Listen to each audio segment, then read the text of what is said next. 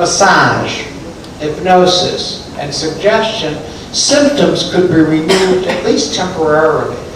然后弗洛伊德是发现呢，通过使用就是按摩呀、暗示啊、催眠啊这些方法，这些症状有可能短时间的能够被缓解。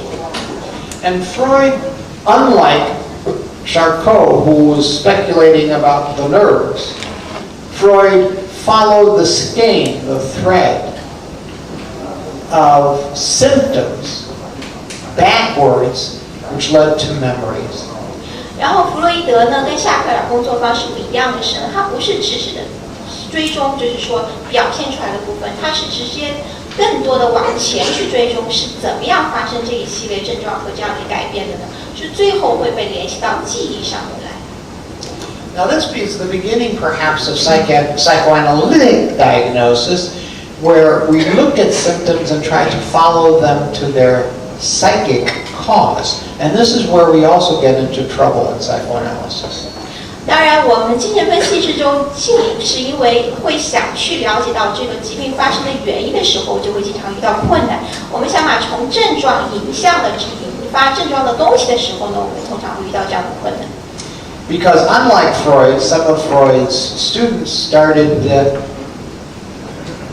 considering symptoms as less important, not really deep, not really true. They would find out what was really causing the patient's problem. And they begin to devalue the symptoms. 但是后来就是弗洛伊德的一些学生就开始就是去贬斥症状的意义，甚至上他们觉得症状本身是没有意义，是不够深入的，是些表面化的东西。But in fact, if we look at Freud's work, he valued symptoms because symptoms bring the patient to you. 但是我们回到弗洛伊德工作上来，他是非常看重症状的，因为症状是把病人带到你面前来，让你更深入的去了解病人的这样一个东西。And symptoms lead us to the memories of disturbance.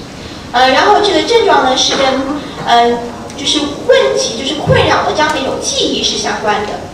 Symptoms are our starting point for a voyage of discovery and repair. 然后症状呢，就是这样的一些能够指向探索、指向痊愈的这样的一个就是旅程的一个很重要的线索。So on the one hand, some psychoanalysts began to devalue symptoms. On the other hand, and I'm getting to DSM-V, psychiatrists began to overvalue symptoms.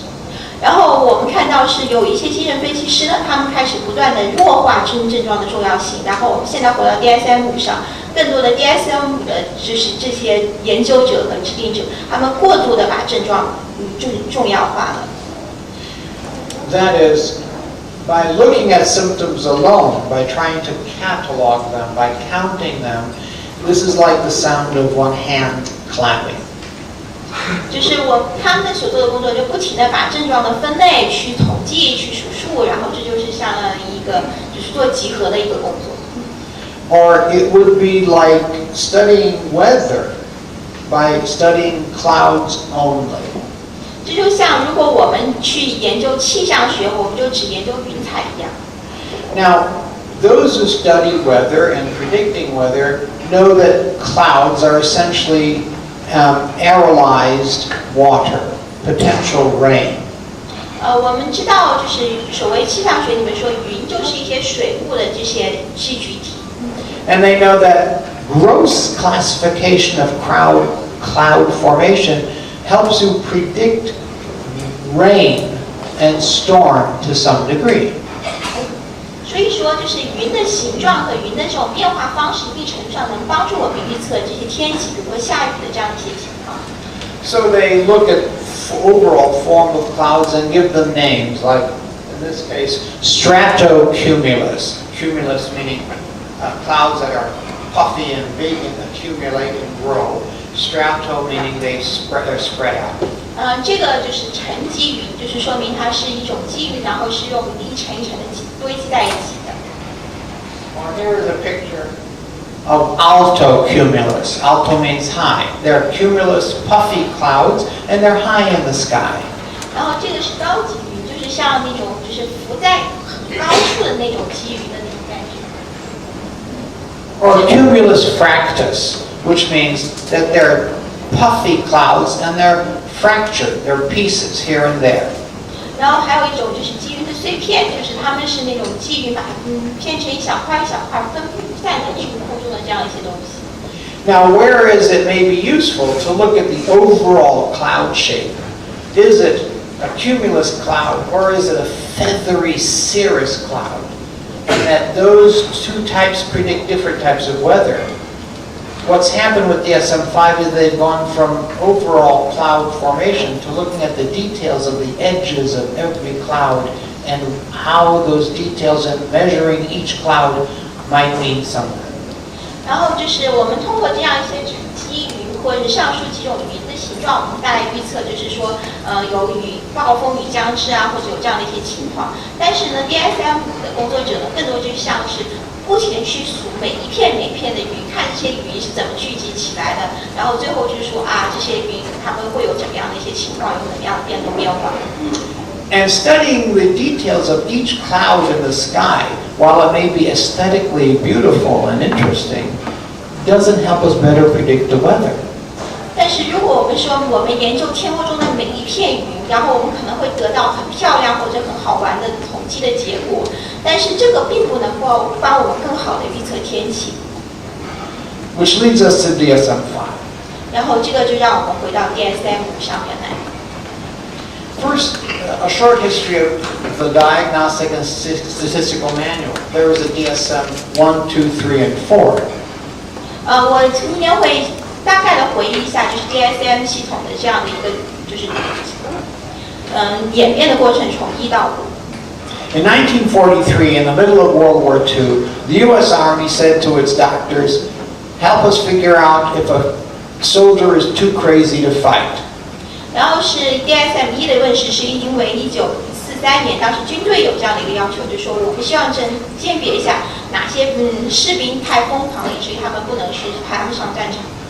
So some of our greatest thinkers in psychiatry and psychoanalysis, such as Roy Brinker and Carl Menninger, started their work in World War II in the war front.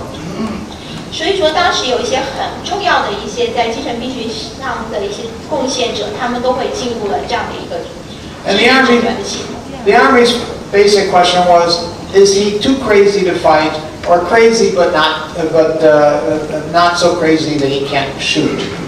或者是说，这个军队的要求很简单，告诉我们哪些人太疯狂了，以至于不能把他们派上战场，或者说哪些人有点疯狂，但是还是可以去开枪的。That is, for the Army, the question is, how well does this guy function to shoot in the right direction? 然后对于军队他们的要求是说，这样一个家伙他的射击功能好不好？他是否足够能够去射击准确？ And the diagnostic categories were large and gross, and they were very good at predicting which soldiers could shoot and which ones you should take their gun away. 然后这样的一个诊断系统就很好的鉴别哪些士兵是一个好的射击者，然后哪些士兵是不能够去拿枪的。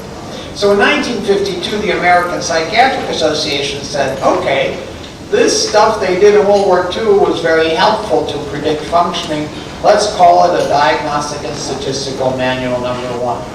然后在1952年之后呢，就有一些人他们说啊，这个诊断的小册子做得不错，他们告诉我哪些士兵的功能怎么样，不如我们就把它沿用下来吧，就变成了诊断的一号版本。And in 1968, they updated it, but like 1952, the diagnoses were influenced by psychoanalysis. They even had one diagnostic category called neurosis. 然后在1968年第二版问世，第二版问世呢是很受精神分析影响的，所以他们甚至有一个诊断被称为神经症。And then came 1980 in DSM-3. 然后到了1980年代，那个时候呢 DSM-3出现了。And there was a major shift by Spitzer and colleagues. 然后这个时候就发生一个重大的变化，这是由 Spitzer 和他的一些同事们共同引发的。Spitzer eliminated the diagnosis of neurosis. Spitzer 他把这样一个神经症的诊断给取消了。It wasn't objective, it wasn't observable, it was too subjective. 他说这个不是客观的，不能够被持续的被观察到，它的太主观了。And then he said a diagnosis should have 5 axes. 然后他说，诊断必须有5个轴面。First, major psychiatric illness. 第一是主要的精神病性问题。Second, any personality disorder. 第二是人格方面的问题。Third, any medical diagnoses. 就是医学和身体上面的问题。Fourth, psychosocial stressors. 第四，社会心理方面的问题。And 5, how does this person function? 然后这个人的功能怎么样？ Called the GAF, which I'll return to. 然后这就是 GAF， 就是整体功能量表。Then, the second major change was they said in order to have a diagnosis, you need to have at least so many symptoms. If there's 8 possible symptoms for this diagnosis, you have to have at least 5. If you only have 3, you don't have the diagnosis. 他们说，然后另外一个呢，他们说为了下一个诊断呢，我们必须有一个准入标准，比如说你要必须符合以上9条里面的5条，如果你有3条符合，那你就不是符合这个诊断的一个标准。Then there was DSM-IV, which was led by Alan Francis, who was an analyst at Cornell, later went elsewhere. 然后之后呢 ，DSM-IV 是由Francis 这样一个人来主持的，他当时是康奈尔大学的一个医学部的主任，后来他去了别的地方。One of the things Alan Francis tried to do was to decrease the number of people called crazy. 然后他当时的他的这样的一个整体的改变的方针就是说呢，减少那些可以被称为疯狂的人的种类。In contrast to what he intended, DSM-IV resulted in more people being called crazy. 但是跟他的愿望相反，DSM-IV 的结果是让更多的人被称为是有精神方面问题的。Except for one diagnosis which was eliminated, and that was homosexuality, and that was eliminated because of political pressure. 然后唯一一个例外就是说，同性恋被作为一种诊断被消除了，它被移除是因为政治上面的压力。In 1999-2000 came the beginning of DSM-V. 然后从99年一直就是2011年之后呢，就是开始了 DSM-5的工作。Here things changed drastically. 这个时候事情发生了非常大的变化。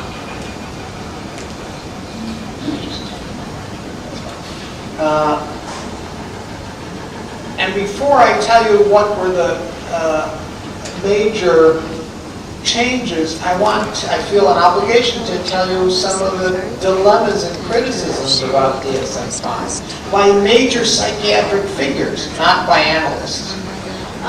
在我跟大家讲是 DSM-5带来一个变化有哪些之前呢，我会讲一下当前的精神病学界，是美国精神病学界对 DSM-5的看法，这些不是精神分析师的看法，是病学界的看法。DSM-V had 2 major aims. This is what the committee of 1,000 psychiatrists said they were going to do with DSM-V. They were going to do 2 things. 然后他们就说，这个 DSM-5他们有2个重要的目标，就是他们来重新制定 DSM-5的2个目标。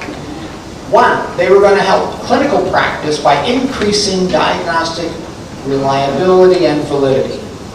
就是帮助来规范临床工作者在实践中使用的语言。Two, they were going to help better research by having better diagnoses. 通过帮助他们实现更好的诊断，来帮助更好的临床相关的研究。Those are their stated aims. Here's the unstated aim of DSM.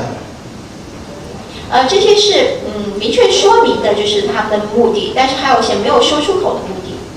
The unstated aim and use of DSM-5 or 4 or 3 is to get money from insurance companies. 然后这个目的就是为了从保险公司得到钱。And second, for pharmacology companies to have more diagnoses to sell more drugs. 然后对药物公司来说，有更多的诊断，可以说明他们可以卖更多的药。I'll return to that. 我会后面再来讲到这点。Well, what about the usefulness of DSM-5 for research, which you may not care much about, but let me tell you what someone who does care about this says. 然后关于就是 DSM 对研究上面的作用是怎么样的呢？可能在座大家不会太关心研究的问题，但是我会告诉一些关于很看重研究人的意见。Tom Insel is the director of NIMH, National Institute of Mental Health. 然后有一个国家精神卫生中心的这样的一个主任，他就是这样说过这样一句话。He says the goal of this manual is to provide a common language for psychopathology. 然后他说这个制定的这样的一个目标，就是要帮助临床工作者在实践中使用的术语。The weakness of DSM-V is its lack of validity. 但是，这个 DSM-5的问题就在于它是缺乏效度。And he ended up by saying patients with mental disorders deserve better. 然后他们的更多是说，他的结论是说，有精神问题的人需要更好的诊断手册。And he went on to say that if you want to get a grant from NIMH, don't use DSM-5 diagnoses, we won't give you money. 说如果你想申请来自于我们国家卫生中心的研究的资助的话呢，不要用 DSM-5来申请，我们不会资助的。Let's move on. 好，我们继续。What about clinical reliability? 然后关于临床上面的效用呢？ Several former DSM directors, like Spitzer and Alan Francis, have pointed out that DSM-5 has poor reliability on many diagnoses. 然后就是前两任就是那个 DSM 的修订的负责人，就是第3号和第4版的这个负责人，他们是说，DSM-5在很多诊断上面的效用是非常低的。By reliability, they mean that two psychiatrists, experienced psychiatrists, looking at the same patient using DSM-5 don't have good agreement about that diagnosis. 他的意思就是说呢，关于效度的这个部分，就是说，如果有2个都是受到非常好训练的一个临床工作者，他们看同一个病人的时候，如果他们根据 DSM-5的标准，他们可能得出结论是不一样的。The title of one of Alan Francis's articles about DSM-5 was "Don't buy it, don't use it, don't teach it." 然后他的基本态度就是说，不要买它，不要用它，不要教它。Now, I'm going to move through some of this because of lack of time.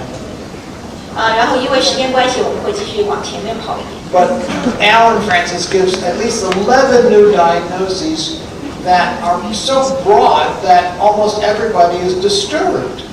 然后他给出了有17条新增诊断的意见，因为这17条实在是太广泛了，所以说可以把所有的人都包括为精神问题范围内之类的。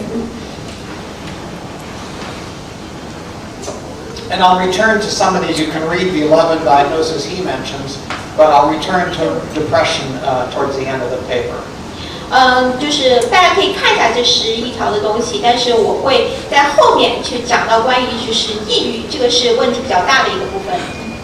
And then Francis makes another conceptual criticism of DSM-5. It's badly written, so you don't know how to make the diagnosis. 然后还有一个他的另外建议是，因为他写的太糟糕了，以至于不知道怎么去做诊断。So let's turn to DSM-5, at least look at it briefly. I will not try to teach it to you here. I'm going to give you a brief flavor of its structure. 我们会简单的看一下 DSM-5，我今天不会去教大家用 DSM-5，但是我会给大家看看它是什么样子的，大概看一看。There are two major types of changes in DSM-5, conceptual and incremental. OK， 他说，DSM-5的变化有2个，一个是非常大的结构性的改变，然后一个就是视觉性的那种增加的变化。Let's look at the first set of changes, the conceptual or foundational changes. 首先，我们来看一下结构上的变化。They eliminated 5 axes and just said one diagnosis, one axis. 然后他们把5轴改成了1轴，就说以后我们不搞5轴了，我们单一轴度诊断。And by eliminating the 5th axis, the global assessment of functioning, they're eliminating a way to assess functioning, and they recommend using something from ICD-M, which is a 15-page disability questionnaire. 然后他们把就是原来 DSM-5的轴5的 GAF 整体功能量表给拿掉了，然后改成了使用维度和严重程度量表。这个是由 ICD 的就建议使用，但是这个表足够长达15页来做这个。And the third major conceptual change was they changed the way of diagnosing personality disorder. 第3个重大的变化是他们在人格障碍的诊断上做了相当大的改变。Now some incremental changes of adding on things. 然后还有一些小的一些细节上的诊断的条目的变化。They increased the range of a diagnosis instead of having a discrete boundary to having a fuzzy boundary, making more people diagnosable under previous categories.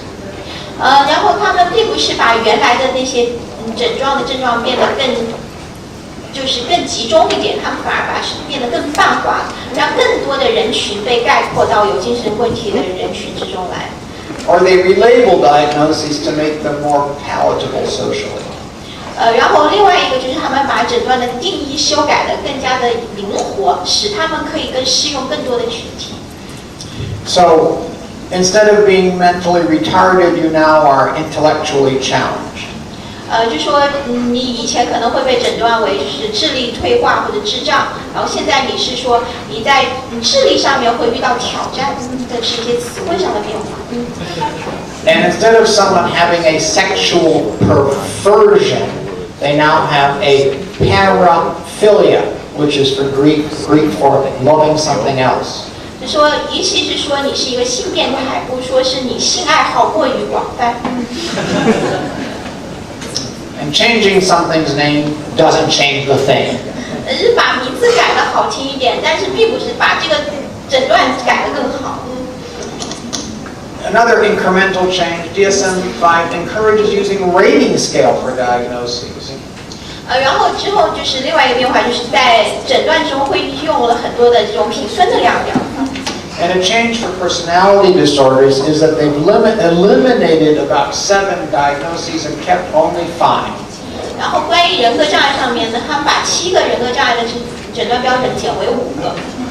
Schizotypal, 分裂样。avoidant, 回避型。borderline, 边缘型。antisocial, 反社会。obsessive compulsive. 强迫。And our apologies to Dr. Jeffrey Stern. Narcissism is no longer a psychiatric diagnosis. 我们很向Jeffrey 说一声对不起，因为现在自恋型人格障碍不再是一种诊断了。Dr. Stern, you're out of business. 斯登博士，你现在有可能会失业了。I won't go into detail about how to make a personality diagnosis, but they've changed the manner of diagnosis. Again, for the sake of time, I want to move ahead, and I can answer questions as you have them, or you can look at the manual. 我不会讲很具体的，就是说人格障碍诊断上发生哪些变化，或怎么使用这样的新的 DSM 做人格障碍诊断，然后我会往前再跑一点，然后最后我会在提问的时候再回告。An example, an incremental change Ellen Francis mentions was the change in major depression, so that there was a decision based on one study that because the symptoms of mourning are the same as depression, mourning is now a psychiatric diagnosis. 然后还有一个重要的就是关于抑郁的诊断上面，这样的一个诊断发生的变化的依据只是基于一项研究，然后他们现在就把哀悼放在了抑郁的诊断里面之中去。And that means in America, if it's a psychiatric diagnosis, you can use medication for it. 然后在美国的这就意味着，一旦你被下了一个精神病性的诊断，你就可以被使用药物。I'll return to Freud's paper on mourning and melancholia in a bit, but you understand the implications of that. 我会之后会讲一下弗洛伊德关于就是抑郁和哀悼的，就是这一篇一些差别的这篇文章，但是我相信大家应该能够 get 到我就是刚才讲的这个意思。I think another example of incremental changes of increasing diagnosis, there is now a psychiatric diagnosis, whereas they've eliminated narcissism as a diagnosis, you can't have internet addiction as a diagnosis. 然后另外他们把这些自恋人格障碍消除之后呢，他们又把网瘾加入了一种就是诊断的标准之中来。And you can have male to eunuch gender identity disorder. 还有一个就是男性过于独特人格性格障碍。I'm going to put up a table of the major diagnostic categories so you see it. Don't try to memorize it or write it down. Look at it later. 我可以给大家看一下，就是大概现在的新的诊断包括哪些方面，但是大家不要去记它，千万不要去记它。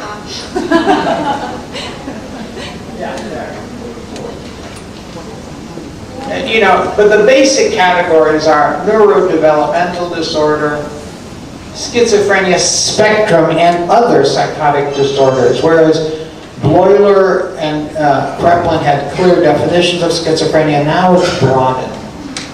Bipolar and related disorders. Sorry, I'm not sure the whole picture. That's all right, don't worry. Depressive disorders, just mentioned. 就是我们的整个的东西没办法完全在一张幻灯片上是给大家看到，大家回去可以自己去查，就是具体包括哪些方面。I won't go through all of them, and you know you'll see them at another point. But let me move on. OK， 我往前。Now, to give a micro example, I'm going to put up two diagnoses under DSM-4 and 5. The first one is PTSD, the second one is major depression. 然后我会做两个例子来给大家解释一下，有两个很重要的诊断在 DSM-4 和 DSM-5 上的差别，一个是 PTSD， 然后另外一个是抑郁症。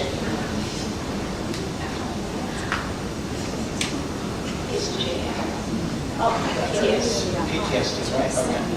So again, you needn't look at the details of this. I'll give you the quick version. In my sense, PTSD doesn't change much from 4 to 5. They eliminated one category and split another one into two. Unclear to me really why bother to do this. Essentially, the overall diagnosis looks the same.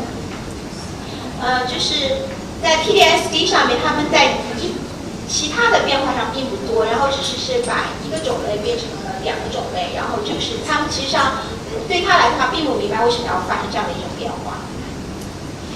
There's a significant change in DSM-4. The first criteria for PTSD, you have to be exposed to a traumatic event. 首先在 DSM-4 里面，就是说，PTSD 诊断的第一条条件是你必须被暴露在一个创伤性事件之中。Now in DSM-5, they broaden it and say, well, you can be threatened by a traumatic event or witness it and still fit that criteria. 然后在 DSM-5 里面，他把它的更泛化了一些，说你受到了一个创伤事件的威胁，或者见证了一段创伤性事件。The second criteria for both are you need to have re-experiencing or flashback memories or distressing dreams. 然后第二条就是在 DSM-4 里面是说你必须有重复去体验，或者是说重复的闪回或者是梦魇这样的一些情况的出现。The third criteria in DSM-4 was you should have avoidance and emotional numbing. Avoidance of the experience and emotional numbing. 然后第三条的部分就是在于会对这种会带来创伤记忆的这些情绪的东西的一些从情绪刺激物的回避。In DSM-5, they split these into two separate categories. I don't know why. 然后DSM-5 里面，他把这个回避的部分分成了两个种类，他并不知道为什么会分为这两个种类。And it doesn't terribly much matter. 而且这两个种类之间差别不是特别大。The next criteria, it needs to last for over a month. 然后下一个诊断标准在 DSM-4 里面是说，这个症状至少持续1个月。And the final criteria, as is true of all diagnoses, you need to have some significant impairment of function. 然后在 DSM-4里面，就是最后一条诊断标准，也就是说你必须有很严重的功能受损。The dilemma for me is the function word. Because in DSM-4, the GAF is much easier to use than the 15-page checklist for DSM-5. 对我来说，问题在于就是功能怎么界定功能。DSM-4里面有 GAF 的量表是很好用的，但 DSM-5里面你要去使用15页长的这样的一个量表去诊断一个人的功能。Let me turn to depression, melancholia, then then show you a comparison of function scales between GAF and what DSM-5 recommends. So about depression, melancholia, I'm going to abbreviate what I wrote in the book. You can read it yourself, but I'll